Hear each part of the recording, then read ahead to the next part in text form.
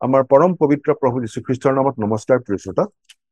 আজিৰ শাস্ত্ৰ পাঠ বিচাৰকৰ্তাবিলাক 6 নম্বৰ অধ্যায়ৰ 1 পৰা 6 নম্বৰ পদ। পাছে ইছৰাইলৰ সন্তানবিলাকে জিহুৱাৰ সাক্ষাতে কু আচৰণ কৰিলত জিহুৱাই তেওঁবিলাকক মিডিয়ানৰ হাতত 7 বছৰলৈকে সোধাই দিলে। তাতে ইছৰাইলৰ ওপৰত মিডিয়ানৰ হাত প্ৰবল হলত ইছৰাইলৰ সন্তানবিলাকে মিডিয়ানৰ ভয়ত পৰ্বতৰ মাজত থকা গহ্বৰ গুহা আৰু দুৰ্গম ঠাইবোৰ যুগুত কৰিলে।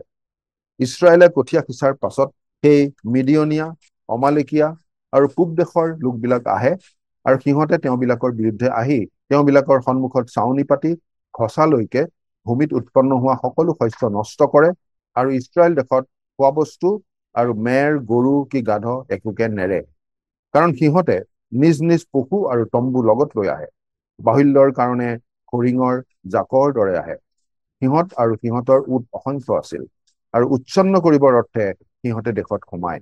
তাতে ইছৰাইল মিডিয়ানৰ আগত অতিশয় বলহীন হোৱাত ইছৰাইলৰ সন্তানবিলাকে জিহুৱালৈ কাটৰোক্তি কৰিলে। সেয়া আছিল বিচাৰকৰ্তাবিলাক 6 নম্বৰ অধ্যায়ৰ 1 পৰা 6 নম্বৰ পদ।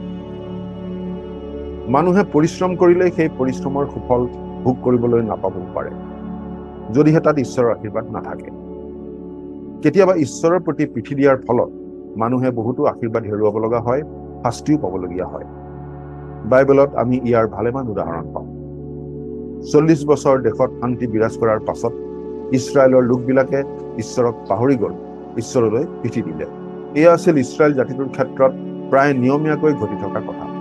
তেওঁলোকে কিছুদিন ঈশ্বৰক বিচাৰে আৰু আকৌ ঈশ্বৰলৈ পিঠি দিয়ে।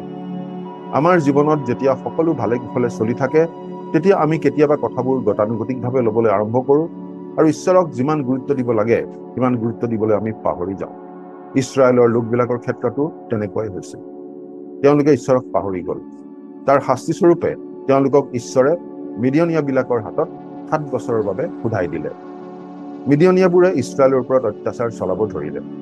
সিহঁতৰ ভয়ত ইছৰাইলৰ লোকবোৰ পলাই ফুৰিব লগা হ'ল। আমাৰ অবাধ্যতাৰ ফলস্বৰূপে আমালৈ পৰাজয় নামি আহে। আমাৰ ওপৰত শত্ৰুৱে বিজয় সাব্যস্ত কৰে আৰু ঈশ্বৰেই কেতিয়াবা তেনে হ'বলৈ এৰি দিয়ে।